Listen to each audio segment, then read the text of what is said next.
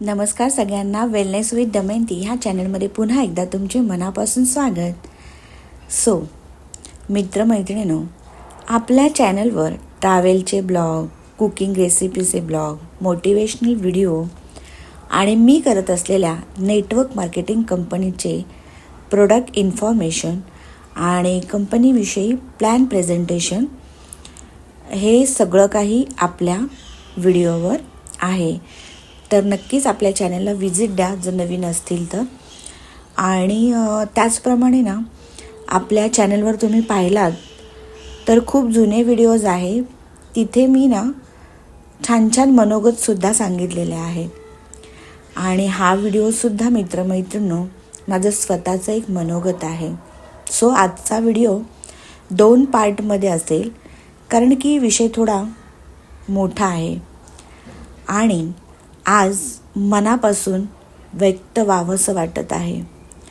तर तुम्ही दोन्ही पार्ट नक्की बघा आणि मी आशा करते की तुम्हाला हे माझं मनोगत नक्कीच आवडेल आणि काही जणांना ते रिलेटसुद्धा करेल. कारण की कसं असतं ना, खूप अशा गोष्टी असतात ज्या आपल्याला बोलायच्या असतात, पण त्या आपण बोलल्या जात नाही. मग काय, अशा कोणकोणत्या माध्यमातून आपल्याला व्यक्त व्हायला मिळतं. आज आहे 8 डिसेंबर आणि आज सकाळीच मला खूप वेगळंच स्वप्न पडलं मित्रमैत्रिणींनो. आणि मला कोणीतरी सांगतं आहे की तुझे वडील वारले. आणि मी खूप खूप जोरात रडायला लागले. इतकी रडत होती की छाती अशी भरून आली होती आणि त्या रडतच माझे डोळे उघडले. अशा प्रकारे माझी सकाळ झाली. मग 15 मिनटं खूपच डिस्टर्ब वाटत होतं. मी एकाच ठिकाणी बसून राहिली आणि त्यानंतर मी नॉर्मल झाल्यावर कामं करता करता फ्रेश होता ते स्वप्न मला पुन्हा आठवलं. तर मी ह्या स्वप्नात खूपच जास्त रडत होती, खूप म्हणजे खूपच.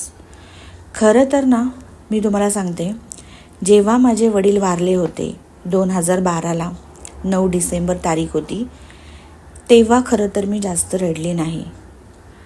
कारण त्याचं मला अजूनही माहीत नाही. कारण की स्वतःला सावरू, फॅमिलीला सावरू, मुख्य म्हणजे आईला कसं सावरायचं, आणि ते सगळं इतकं अनपेक्षित होतं की रडू की काय करू, डोकंच काम करत नव्हतं. त्या दिवशीची गोष्ट मी तुम्हाला सांगते.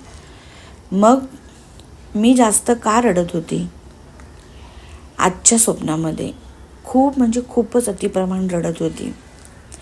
तर आज मला असं कळलं की आठवलं, उद्या वडिलांना जाऊन, म्हणजे 9 डिसेंबर 2012 साली, तर उद्या आज 8 डिसेंबर आहे आणि मी हे तुमच्यासमोर व्यक्त होत आहे.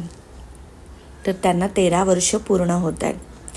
आणि हे 13 वर्षानंतरचं स्वप्न, हे स्वप्न पण अगदी अनपेक्षितच. मी तर त्यांची आठवणसुद्धा काढली नाही की त्यांच्याविषयी काही विचार केला नव्हता. तर नक्कीच ह्या रडण्याच्या भावना मला असं वाटतं कित्येक वर्षी माझ्या मनाच्या आतल्या कप्प्यात ना मी दाबून ठेवल्या असाव्यात. आणि हल्ली मी कशी जास्त जरा स्पिरिच्युअलिटीकडे वळलेली आहे. असं म्हणतात ना की कधीतरी आपण स्पिरिच्युअलिटीकडे वळतो तेव्हा आपल्या मनावर कळत नकळत जे आघात झालेले असतात, खूप साऱ्या गोष्टी दबलेल्या असतात, त्या कशा ना कशा रूपामध्ये बाहेर येतात. कधीकधी त्या स्वप्नात येऊनसुद्धा आपल्याला खूप त्रासदायक ठरतात. तर असं मी आपलं स्वतःला असं समजावते की कदाचित तसा हा प्रसंग असेल आणि त्या भावना माझ्या मनाच्या कुठेतरी कप्प्यात असाव्यात. आणि म्हणून मी आज ना स्वप्नामध्ये खूप खूप रडले. पण एक जाणवलं की त्या रडल्यामुळे ना अचानकच आज मला खूप असं हलकं हलकं वाटू लागलं आहे. आणि मग मला असं वाटलं की म्हणजे माझं मन इतकं हलकं का वाटतंय. तर मी सहजच माझ्या नवऱ्याला बोलली की मला असं असं स्वप्न पडलं. तर ते मला म्हणाले की तुला जर असं काही वाटतंय वडिलांविषयी तर त्यांच्याबद्दल तू व्यक्त हो. कारण कसं आहे ना, कधीतरी ना आपल्याला खूप व्यक्त व्हावंसं वाटतं, असं मलाही वाटतंय आणि माझा नवरासुद्धा मला बोलला. पण ते एवढं मनापासून ऐकणारं कोणी आहे का? आणि कोणी ऐकेल का? असा प्रश्न पडलेलाच असतो. मग खूप काही गोष्टी ना आपल्या मनातच आपल्याशीच आपण बोलून त्या साठवल्या जातात. कधी त्याची उत्तरं मिळतात, कधी त्याची उत्तरं मिळत नाही. कधी गोंधळून जातो, तर कधी त्या अपूर्णच गोष्टी राहतात. आणि ह्या सगळ्यांच्याच बाबतीत आहे मला असं वाटतं. म्हणजे सगळ्यांच्याच मनामध्ये असा काही ना काही गोंधळ, काही ना गोष्ट अपूर्ण गोष्टी राहिल्याच असतात असं मला वाटते. तर झालं असं, अगदी 2 दिवसापूर्वीच माझा नवरा मला म्हणाला होता की तू लग्ना अगोदर किती छान बोलायचीस. कारण की त्यांनी मला माझी कॉलेजची जर्नी पाहिली होती. तर मी खूप असे नाटक वगैरे करायची, सादरीकरण. कधीतरी खूप अशा काही गोष्टी मी स्वतः लिहिल्या, डिबेट कॉम्पिटिशन केलेल्या आहेत. त्यालासुद्धा खूप छान छान मी कविता लिहून द्यायची प्रेमामध्ये असल्या कारणाने. तर त्यांनी अचानकच ह्या गोष्टींची आठवण काढली आणि तो मला म्हणाला की तू खूप छान बोलतेस, तर काही काही गोष्टी लिहायचीस, मग ते तू आता का करत नाहीस? मला आवडेल, असं माझा नवरा म्हणाला. सो तुझे असे विचार किंवा तुला आवडणाऱ्या कविता, तुझे मोटिवेशनल विचार, व्हॉटेवर तुझे जे काही पण विचार आहेत तुला लिहावंसं वाटतं ते लिही. कारण जर मला आवडत असेल ना, तर आपल्या चॅनलवर सुद्धा तू असं काहीतरी शेअर करत जा. माझ्यासारखीही काही माणसं असतील, त्यांनाही तुझे विचार आवडतील. म्हणून मग हा जवळचा विषय, आपले वडील, माझे पप्पा. तर हे मला मनोगत स्वरूपात, म्हणजे माझ्या मनात ज्या गोष्टी साठवल्या होत्या तर त्या अचानक गेल्याने त्यांच्याशी मला काही बोलता आलं नाही. तर आज म्हटलं की चला तुम्हाला पण शेअर करते. आणि पप्पाच ऐकतात असं समजून मी पप्पांशी पण बोलते. तर ते थोडक्यात मी असं मनोगत पत्र त्यांना लिहिते आणि ह्या गोष्टी मी त्यांच्याशी बोलत आहे. तर माझे वडील, पप्पा जवळ मी बोलत आहे आणि पप्पांना हे पत्र मिळेल की नाही ते मला माहीत नाही, पण आज पत्रातून व्यक्त होते. तर पप्पा, आज पडलेलं स्वप्न पुन्हा तुमची खूप आठवण करून देऊन गेलं. खूप आठवण आली. खरं तर मी तुम्हाला विसरलीच नाही. तुम्ही कायमच आमच्या आठवणीत आमच्यासोबत आहात. आणि हो, विसरण्याचा प्रश्न येतोच कुठे, कारण आई माझ्याशी बोलताना काही ना काही टॉपिकवर तुमच्याविषयी बोलत असते. ती तर एक दिवसही विसरली नाही हा तुम्हाला. ती म्हणते की तुम्ही तिच्यासोबत असता जेव्हा ती एकटी असते तेव्हा. स्पेशली मुंबईत न राहता ती गावी घरी असते तेव्हा ती म्हणत असते की तुम्ही तिच्याजवळ येता, गप्पा वगैरे मारता. तर हे सगळं तिचं ऐकताना खूप गंमतही वाटते. कधी कधी हसायला पण येतं, पण गांभीर्याने विचार केला तर असं वाटतं खरोखरच तुम्ही तिच्यासोबत आहात. आणि तिची जी श्रद्धा आहे, तिचं तर प्रेम, म्हणजे ती ज्या प्रकारे सांगते ना, तर खरंच कधीतरी मला असं वाटतं की तुम्ही तिची काळजी घेताय, तिच्यासोबत आहात. तर पप्पा, आज मला खूप साऱ्या गोष्टी तुम्हाला सांगायच्या आहेत. स्टार्ट मी आईपासून केली. तर आई अशी तुम्हाला आठवण करतच असते आणि आम्हीही छोट्या छोट्या गोष्टीतून तुम्हाला आठवण करत असतं. आणि आज अशा प्रामुख्याने गोष्टी ज्या बोलायच्या राहूनच गेल्या त्या मी तुमच्याशी बोलते आणि नक्कीच तुम्हाला आवडेल मी हे तुमच्याशी बोलते ते.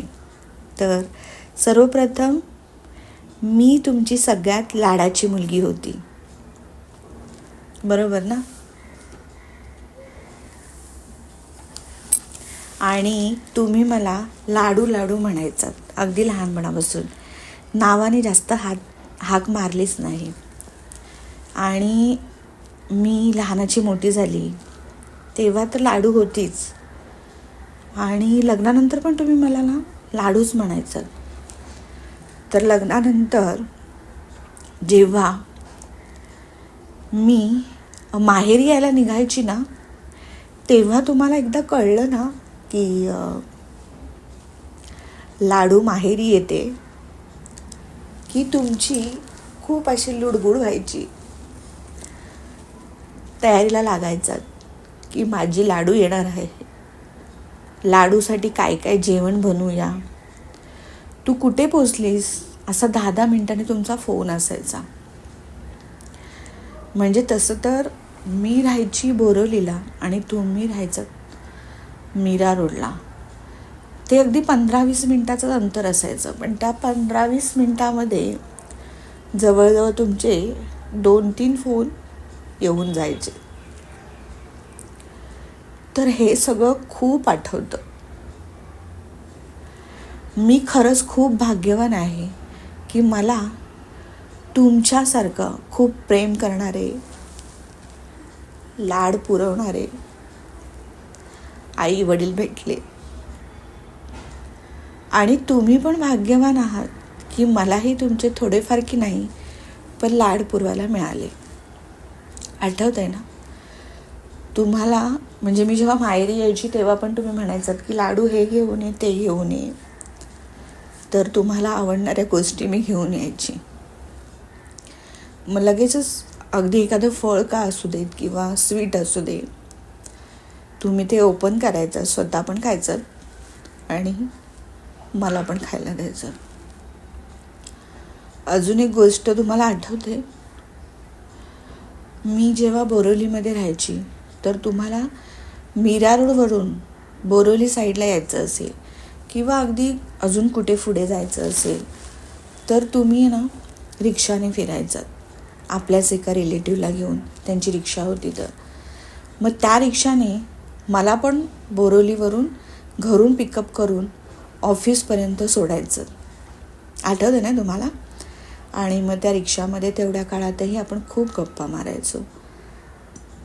काही गोष्टी तुम्ही मला शेअर करायच्यात ज्या घरी तुम्हाला पटायच्या नाहीत. त्यावर आपल्या दोघांचं भांडणही व्हायचं आणि मी बोलायची की जाऊ द्या, सोडून द्या, जास्त विचार करू नका, स्वतःच्या तब्येतीची काळजी घ्या. आणि मला असं वाटायचं कुठे ना तुम्ही माझ्या गोष्टी ऐकायचं आणि शांत व्हायचं आणि तुम्हाला छान वाटायचं ते माझ्याशी शेअर करून. तर त्या आपल्या रिक्षातल्या गप्पाही मला आठवतात कधी कधी. आणि मग त्या रिक्षातून जेव्हा मला ऑफिसपर्यंत सोडायचात तेव्हा मग जे घरापासून तुम्ही आलेले असायचात आणि मला ऑफिसपर्यंत सोडायचं, तेवढ्यापर्यंत मी मीटरचे पैसे द्यायची. आणि त्यानंतर अगदी पुढे पण तुम्हाला फिरायचे तर एक्स्ट्रा पैसेसुद्धा द्यायची. तुम्ही नाही म्हणायचं, पण मी जबरदस्तीने द्यायची. तेव्हा जो तुमच्या चेहऱ्यावरचा जो भाव असायचा ना, आनंद असायचा, तो मला अजूनही आठवतोय. म्हणजे काही वेगळाच असायचा तुमचा चेहरा आणि तुमचं मन. म्हणजे तुम्ही ना अशी म्हणजे सुख म्हणतात ना, सुखवतो आपण, तसं तुमच्या त्या डोळ्यात दिसायचं की माझी लाडू मला तिच्या कमाईचे पैसे देते आणि त्याबद्दल खूप थँक्यू, की एवढा तुम्हाला माझ्याबद्दल आदर होता. आणि मग तुम्ही ते पैसे घ्यायच्यात आणि मलाही खूप छान वाटायचं तुमच्यासाठी हे सगळं करताना. त्यानंतर घरी गेल्यावर आईलासुद्धा सांगायचं की रिक्षाचे पैसे माझ्या लाडूने दिले आणि मला एक्स्ट्रा पैसे पण दिलेत. मग आई नंतर ते फोनवर सांगायची. तर अशा सगळ्या गोष्टी खूप आठवतात. आणि त्यानंतर पप्पा, तुम्हाला आठवतं आहे का, तुम्हाला ना अंडरवेअर्स म्हणजे VIP घालायची खूप आवड होती तुम्हाला. तर तुम्ही मला कित्येकदा सांगायचं की लाडू मला घेऊन ये. तर जेंट्सचे कपडे आणायला मला लाज वाटायची. मग तुम्ही मला म्हणायचं की जावयांना सांग. मग खूपदा असं मी तुम्हाला घेऊन दिलेलं आहे. पण एकदा एक किस्सा आठवत होते तुम्हाला, ते एकदा जावयांनी आणलेले कपडे होते, ते अंडरवेअर आणि बनियान होत्या मला वाटतं. त्यांचा तुम्हाला काहीतरी कलर आवडला नव्हता आणि साईजही म्हणजे व्यवस्थित बसली नव्हती. त्यानंतर तुम्हाला इतका राग आला, भडकलात की काय हे सगळं असं आणलं आहे, सो अँड सो, अगदी लहान मुलासारखं. खूप मला आठवतं आहे ते. मग मला म्हणालात की घेऊन जा आणि जावयांना सांग की हे मला पुन्हा बदलून आण, पण मला VIPच पाहिजे. तर ही गोष्ट मला तर आठवते, पण तुमच्या जावयांनाही खूप आठवते. आणि आत्ता ती आठवण काढताना आम्ही खूप हसतो. अगदी लहान मुलासारखे करायचं. पण तुमचा तो हट्ट पुरवताना मला जो आनंद मिळायचा ना, तर मी त्याची व्याख्या नाही सांगू शकत. आणि पप्पा तुम्ही मुंबईवरून गावी गेलात की रोज फोन करायचात न चुकता. त्या फोनची पण खूप आठवण येते. आणि पप्पा तुम्हाला एक सांगते की मला तुम्ही म्हणाला होता की ह्याच जावई पाहिजे, म्हणजे ह्याच मुलासोबत तू लग्न कर. म्हणजे जेव्हा ह्या मुलासोबत मी प्रेमात होती तेव्हा अगदीच मित्रमैत्रिणींना किंवा कुणालाही न सांगता पहिल्यांदा मी तुम्हाला सांगितलं. अगदी माझे जवळचे वडील, म्हणजे सहजासहजी मुली वडिलांना सांगायला घाबरतात, पण मला माहीत नव्हतं की मला कुठला तो कॉन्फिडन्स आला आणि मी तुम्हाला सांगितलं की असं असं आहे, ह्या मुलाच्या मी प्रेमात आहे. तर नंतर तुम्ही खूप मनापासून ते नातं आमचं स्वीकारलात आणि तुम्ही मला सांगितलं की ह्या मुलासारखा मुलगा तुला भेटणार नाही, तर हा मुलगा खरोखर तुला खूप सुखात ठेवेल. आणि तो विश्वास मी निवडल्या मुलाबद्दल तुमच्या मनातला बघून मग मी ठाम निर्णय घेतला की ह्याच मुलाशी आपण लग्न करायचं. बरोबर ना? आठवते ना पप्पा तुम्हाला? सो त्यासाठी तुम्हाला एकदा मी खूप खूप धन्यवाद बोलते. आज खूप खूप धन्यवाद, कारण खरंच तुमचा जावई मला अगदीच लाडानं ठेवत आहे. तुम्ही जसं आईवडिलांनी मला प्रेम केलं तसा तो सुद्धा माझ्यावर खूप भरभरून प्रेम करतो. आणि तुमचा हा निर्णय माझ्यासाठी वरदान होतं आणि आजपर्यंत आणि पुढे पण हा आशीर्वाद माझ्यासोबतच राहील. हे झालं. त्यानंतर पप्पा आज मला हे पण आठवतं आहे की माझं लग्न झाल्यावर ना लगेचच 1 वर्षामध्ये माझं आयुष्य एक वेगळ्याच वळणावर येऊन थांबलं होतं. ती गोष्ट मी आता इथे बोलू शकत नाही, जी तुम्हाला माहिती आहे आणि मलाही माहिती आहे, माझ्या घरच्यांना माहिती आहे. आणि मग काही कारणाने मी माझ्या नवऱ्याला घेऊन, म्हणजे तुमच्या जावयाला घेऊन त्यांच्या कुटुंबापासून वेगळी राहायला लागली. पण जेव्हा मी वेगळी राहायला लागली तेव्हा मी तुमच्या शेजारी येऊन राहिली. तुमच्याच इथे मी भाड्याने घर घेतलं. आठवतं ना तुम्हाला? अगदी 5 मिनिटावर मी राहू लागली नवऱ्याला घेऊन. तो सुद्धा एक खूपदा प्रसंग मला आठवतो, पण त्या प्रसंगानेच मला खूप स्ट्रॉंग, कॉन्फिडंट आणि इंडिपेंडंट बनवलं. आज मला असं वाटतंय त्या प्रसंगाला आठवून. त्या गोष्टीला झाले आता 24 वर्ष झाले मला वाटतं. तर बोलायचं होतं मला असं, जे आज मी तुम्हाला सांगते की अगदी त्या घरीसुद्धा तुम्ही आलात नाहीत. मी तुमच्या शेजारीच राहायला आली, पण आमच्या दोघांशी सुद्धा तुम्ही बोलत नव्हतात, तुमच्या जावयाजवळ आणि माझ्याजवळ. तेव्हा मला तुमचा खूप राग आला. पण जेव्हा मला कारण समजलं तेव्हा मला तुमच्याबद्दल खूपच आदर वाढला आणि तो आदर अजूनही आहेच. त्यासाठी पण तुम्हाला खूप खूप धन्यवाद. आणि मी खूप ब्लेसिंग्स आहेत, म्हणजे मी खूप काय म्हणतात, पुन्हा एकदा म्हणते, मी खूप भाग्यवान आहे की मी अशा वडिलांची मुलगी आहे. ते कारण असं होतं की तुमचं म्हणणं होतं की लग्न होऊन तू नवऱ्याला घेऊन का वेगळी झालीस, कारण की तो आईवडिलांचा एकुलता एक मुलगा होता आणि त्याचे आईवडील आणि त्याचे चुलत काका काकू तुमचे खूप वर्षापासूनचे चांगले मित्रसंबंध होते आणि खूप चांगली, म्हणजे घरच्यासारखी तुमची देवाणघेवाण होती. तर हे जेव्हा कळलं ना, कारण तुमचे हे स्वच्छ विचार आणि तुमच्या ह्या भावना, तर मुलगी म्हणून माझ्या सासरच्यांविषयी तुम्ही जो विचार केला, मी चुकीची नाही हे पण जेव्हा तुम्हाला कळालं, तुमच्या जावयाने सांगितलं, त्यानंतर पुन्हा तुम्ही प्रेमाने आमच्या दोघांजवळ जवळीक केलात. खूप साऱ्या गोष्टी प्रेमाने समजवलात. आयुष्यात ना त्या काही गोष्टी आम्ही अजूनही आमच्या आयुष्यात जपून ठेवल्या आहेत. आमच्या आयुष्याचं सोनंच झालं हा पप्पा. सो थँक्यू सो मच मला समजून घेण्यासाठी.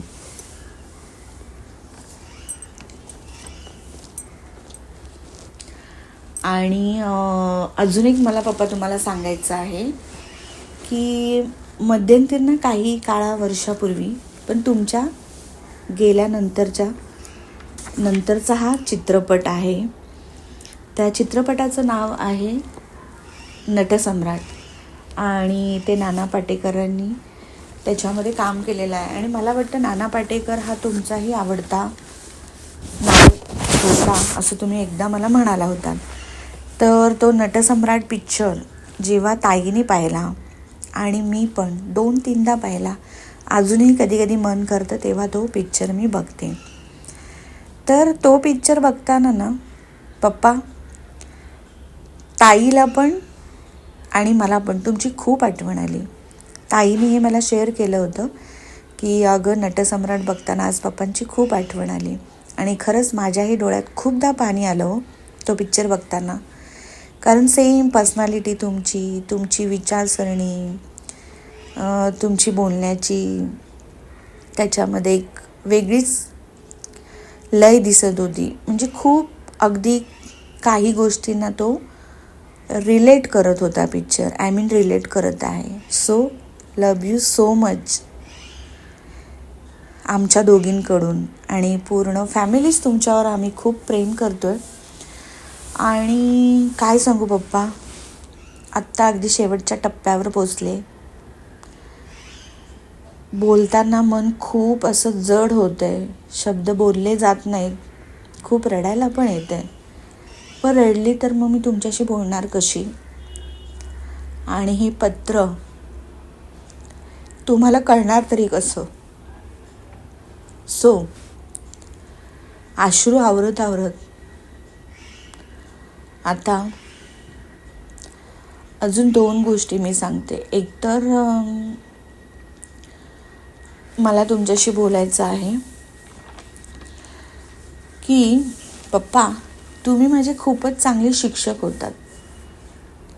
आपल्या दोघांच्या खूप गोष्टींवरून चर्चा व्हायच्या आणि त्यामुळेच आज मी जी पण काही आहे तुमच्या शिकवणीमुळेच. पप्पा, तुम्हाला मी लहान होते तेव्हा तुमची खूप इच्छा होती ना की मी हवाई सुंदरी व्हावी. तर ती इच्छा तुमची मी पूर्ण करू शकली नाही. पण आज माझी मुलगी, तुमची नात हवाई सुंदरी आहे. आणि त्याच कंपनीमध्ये, ज्या कंपनीमध्ये मला तुम्हाला म्हणजे मी हवाई सुंदर व्हावी त्या कंपनीमध्ये तुम्हाला पाहायचं होतं, त्याच कंपनीमध्ये ती आज काम करत आहे. तर हा तुमचा खूप मोठा आशीर्वादच आहे माझ्यासाठी आणि तुमच्या नातीसाठी. हा आशीर्वाद कायमच राहील. आज तुम्ही असता तर हे बघून तुम्ही खूप आनंदी झाला असता. सगळ्यात जास्त मला माहिती आहे तुम्हाला आनंद झाला असता. ओके, असो. तर हा आनंद तुमच्यापर्यंत नक्कीच पोचला आहे ह्या पत्राद्वारे. तर तुम्ही पण सेलिब्रेट करा आणि आनंदी राहा. आणि पप्पा, तुम्हाला आठवतं आहे तुम्ही ना जेव्हा जॉबवर होता तेव्हा तुम्हाला आम्ही अंतर्दिशी त्या ब्लू कलरच्या पत्र यायचे लिहायला अंतर्दिशी, त्याच्यातून आम्ही पत्र लिहायचो. मग एकाच पत्रामध्ये ना 2 पत्र असायचे. आई लिहायची पत्र आणि कधी कधी आई मलाच लिहायला सांगायची. मग तुमच्या प्रेमाच्या गोष्टीसुद्धा मला कळायच्या नकळत. आणि मला आवडायचं तुमच्या दोघांचं प्रेम बघताना. खूप मोठा आदर्शही वाटतो. लांब राहून एकमेकांबद्दलचा विश्वास. आणि मग ते पत्र तुम्हाला खूप दिवसाने भेटायचं, कारण की तुम्ही खूप लांब असायचात जॉबला मर्चंट नेव्हीमध्ये.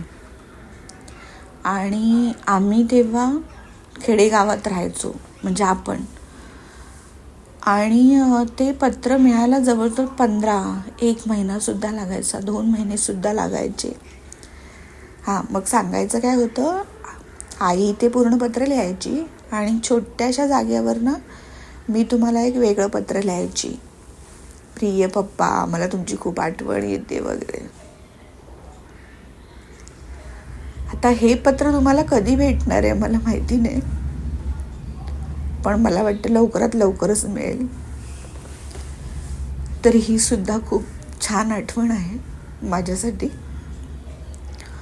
आणि अजून एक आठवण सांगते मी. लहान असताना, लहान म्हणजे थोडी जाणकी होती, तुम्हाला आठवतं आहे मी 9वीत होती. तर काय असायचं, काही कारणाने म्हणजे मोठी ताई काहीतरी वेगळा कोर्स करायला होती, दादा पण वेगळा कोर्स करत होता आणि मी राहिली मग 3 नंबरची. आणि अर्थातच तुमचं आईचं आणि तुमचं आणि माझं एक वेगळंच बॉन्डिंग होतं, ते आपल्या तिघांनाच माहिती आहे. आणि तुमचा माझ्यावर खूप विश्वास होता, मी लाडू पण होती. तर मग इयत्ता 9वीमध्ये तुम्ही जेव्हा जॉबवर असायचात तेव्हा पैशांचे सगळे व्यवहार मला बघायला सांगायचात. मी लहान होती, पण तुम्ही तेवढा विश्वास माझ्यावर दाखवला होतात. आणि मग ते बँकेमध्ये पैसे काढायचे, चेक भरायचे, कोणाकोणाला द्यायचं, असे बरेच व्यवहार आईसोबत मी करायचे. सगळ्या गोष्टी मला माहीत असायच्या. मग एकदा आठवते तुम्हाला, आईबरोबर मी बँकेत जायची ना, तेव्हा मी ज्या आपला अकाउंटमध्ये तो चेक टाकायचा होता जो तुम्ही आम्हाला पाठवला होता पैशांचा. तर तिथे मी चेक नंबर चुकीचा टाकला आणि ते सगळे पैसे त्या चुकीच्या अकाउंटवर ट्रान्सफर झाले. आणि खूप दिवस बघत होतो की ते पैसे आपल्या अकाउंटला आलेच नव्हते. त्यानंतर मग तुम्ही फोन केलात, तेव्हा केअर ऑफ सुविधा उपलब्ध होती. कधीतरी वर्षातून एकदा तुमचा कॉल यायचा. आणि ते बँकेचं जेव्हा असं झालं तेव्हा फोन केलात आणि तुम्ही मला भरपूर ओरडलात की ते सगळे पैसे कुठे गेले, तू काय केलंस वगैरे.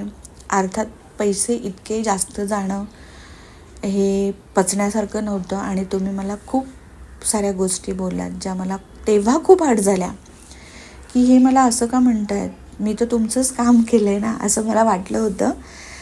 पण त्या गोष्टीतून पप्पा मला एक गोष्ट छान अशी शिकायला मिळाली की मी पण नंतर मला प्रश्न केला की मी बरोबर चेक भरला, आपल्याच अकाउंटमध्ये भरला, मग ते पैसे आपल्याला का नाही आलेत. त्यानंतर मी इयत्ता 9वीमध्ये असताना ही गोष्ट आहे, आठवते ना तुम्हाला. त्यानंतर तुमचा फोन आल्याच्यानंतर तुम्ही ओरडलात. त्यानंतर मी बँकेमध्ये गेली आणि जवळजवळ खूप फेऱ्या मारल्या बँकेमध्ये, 3-4 वेळा गेली, मॅनेजरला भेटली आणि म्हटलं असं असं झालेलं आहे तर आमच्या अकाउंटमध्ये का नाही आले. त्यानंतर त्या बँकेने बँक ऑफ इंडिया होती मला आठवते, आणि त्या बँकेच्या मॅनेजरनी मला खूप सपोर्ट केला कारण की मी लहान होती ना.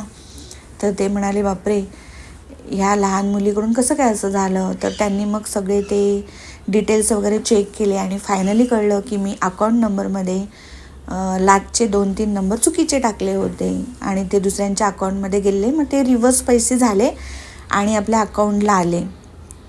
तर तेव्हा ह्या सगळ्या प्रसंगामध्ये मी खूप रागवली होती तुमच्यावर की तुम्ही मला का ओरडलात, माझी काय चूक आहे, आणि घाबरली पण होती. पण आज मला खूप आनंद होतो आहे आणि मला वाटतं ही काही वर्षांनी गोष्ट मी तुमच्याशी शेअर केली होती, पण पुन्हा एकदा मला असं वाटतं की आज तुम्हाला सांगावी की खूप लहान वयामध्ये हे बँकेचे व्यवहार ज्ञान मला मिळालं, ते तुमच्यामुळेच, आणि पुढे ते खूप फायदेशीर ठरतं आहे. तर थँक्यू सो मच की तुम्ही माझ्यावर इतका मोठा विश्वास टाकलात आणि खूप प्रेम केल्याबद्दल, आणि आपली जबाबदार ही मुलगी आहे हा विश्वास दाखवल्याबद्दल सुद्धा तुमचं खूप मनापासून आज मला धन्यवाद करायचे आहेत. कारण या छोट्या छोट्या गोष्टीतून खूप लहानपणापासून मी खूप चांगल्या चांगल्या गोष्टी शिकली आणि ह्याचं श्रेय तुम्हालाच आहे आणि नंतर तुमच्या जावयांना, कारण त्यांनी पण मला खूप लग्नानंतर खूप चांगल्या चांगल्या गोष्टी शिकवल्या. तर आत्ता माझ्या पत्राची सांगता करते मी. अगदी शेवटचे मी 5 ते 10 मिनटं तुमच्याशी बोलणार आहे. तर पप्पा, तुमचं ताईवर आणि माझ्यावर जरा विशेषच प्रेम होतं. आणि शेवटी काय, शेवटच्या दिवशीसुद्धा तुम्ही जाणार होतात त्याच्या आदल्या दिवशी मला फोन केला होता आणि माझ्याशी गप्पा मारत होतात. तुम्हाला खूप असा दम लागत होता आणि तुम्ही मला म्हणत होतात, गावी होतात तेव्हा, की लवकरच मला बघायला ये, मला भेटायला ये, कारण की माझं आता काही खरं नाही. पण ते खरं नाही इतक्या लवकरच तुम्हाला कळलं होतं की हा फोन ठेवून मी उद्या जाणारच आहे. तर माझं काही खरं नाही असं तुम्ही बोललात आणि फोन ठेवून दिलात. तर मी येणारच होती तुम्हाला भेटायला. म्हटलं ह्या वीकमध्ये, म्हणजे तुम्ही जेव्हा फोन ठेवला तेव्हा मी ठरवलं होतं की या 4-5 दिवसामध्ये तुम्हाला बघायला जाईन. पण तुम्ही काही थांबलात नाही. आणि ताईलासुद्धा दुसऱ्या दिवशी, हा आदल्या दिवशीचा कॉल होता, आणि ज्या दिवशी तुम्ही जाणार होतात दुपारी, तेव्हा शेवटचा फोन कॉल ताईला पण तुम्ही केलात, पण ती सुद्धा तुम्हाला भेटली नाही आणि मी सुद्धा भेटली नाही. अर्थात तुम्हाला कोणतीच मुलं तेव्हा तुम्ही जिवंत असताना भेटली नाहीत. तर काही गोष्टी तुमच्या मनातही राहून गेल्या असतील. त्याबद्दल खूप क्षमा. आणि हे सगळं आठवून खूप मन गहिवरून येतंय. आणि न भेटताच असं अचानक तुम्ही निघून गेलात. खूप खूप आय लव्ह यू. पण मला खात्री आहे जिथे पण आहात खूप सुखी आहात. खूप खूप प्रेम. मिस यू नाही म्हणणार, कारण तुम्ही सदा आमच्या सोबतच आहात. आज आम्ही सगळीच भावंड सुखात आहोत तुमच्या चांगल्या कर्मांमुळे, पुण्यांमुळे. आमचं सगळ्यांचं खूप छान आयुष्य आहे. हे सगळं बघून तुम्ही आनंदी आहात असं कायम वाटतं. खूप काही बोलायचं होतं जे आज मी बोलले तुमच्याशी. आणि हे पत्र नक्कीच तुम्हाला भेटेल लवकरात लवकर, आणि तुम्हाला पण खूप छान वाटेल. तुमचीच लाडू.